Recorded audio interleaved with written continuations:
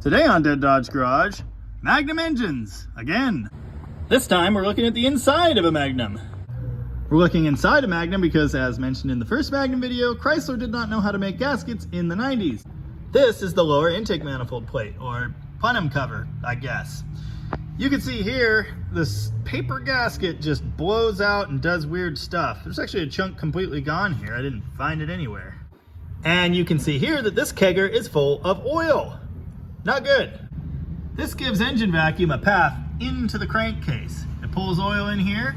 That oil can foul plugs. It also leans out the mixture, which ruins your fuel economy, causes misfires eventually. It just does all bad stuff. And here's what makes this job really annoying to do. The end intake manifold bolts go through the head and out into atmosphere, so they rust. Both of these front ones were broken probably years ago by someone else. The heads were actually sitting up out of the holes. You can see here, one of the rear ones came out fine, one of them didn't. So that's going to be another 2 hours of misery and playing with the welder and hating life. You can also see some residual horrible gasket mess here where I'm not quite done cleaning it. This is what the factory gaskets are like, and they're pretty gnarly. Make sure you've got a vacuum when you're cleaning this stuff, and vacuum the valley out again, maybe twice. If you do have to go all wild welding on these bolts trying to get them out, set cardboard or something in here to keep slag out of the motor, and plug all your ports for safety. This problem is shared by the Magnum 5.2 and 5.9 any years they were made, 1993 to 2002. They're all the same.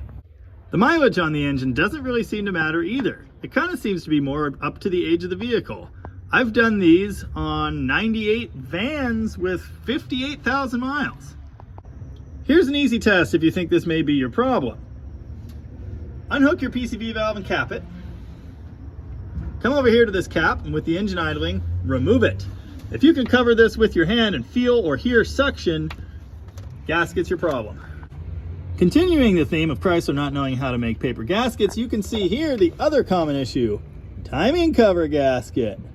Oh, I shouldn't touch that. It's gonna get worse.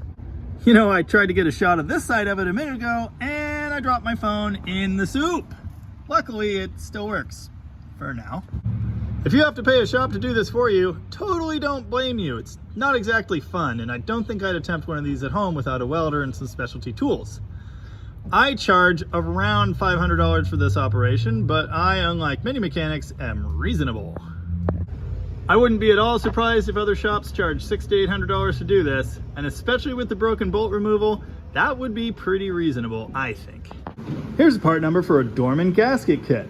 The price on this kit has come down substantially. If you're gonna do this job, you pretty much need this thing. I used to use the Felpro kits because I actually like their intake manifold gaskets much better.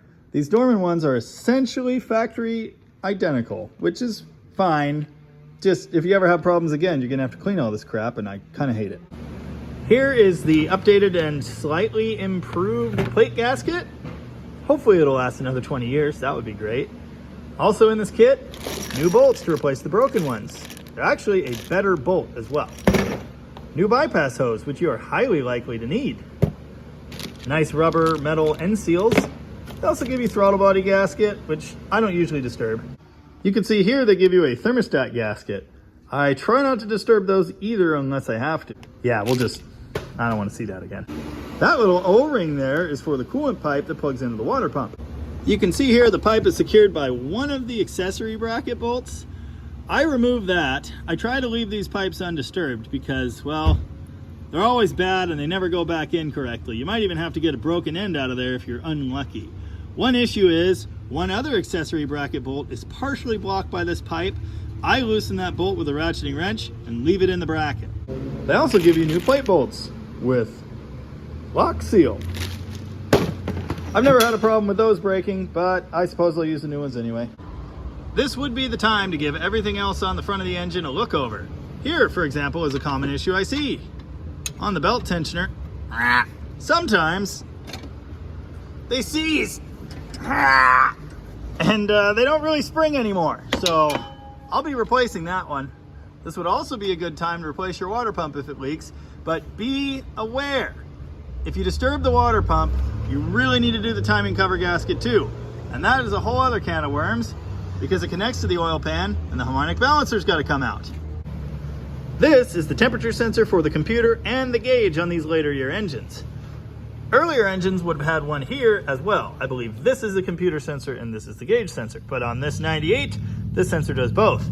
As you can see, it's broken. I personally think they should include that sensor in the Dorman kit because they are always bad. So make sure you get one of those as well.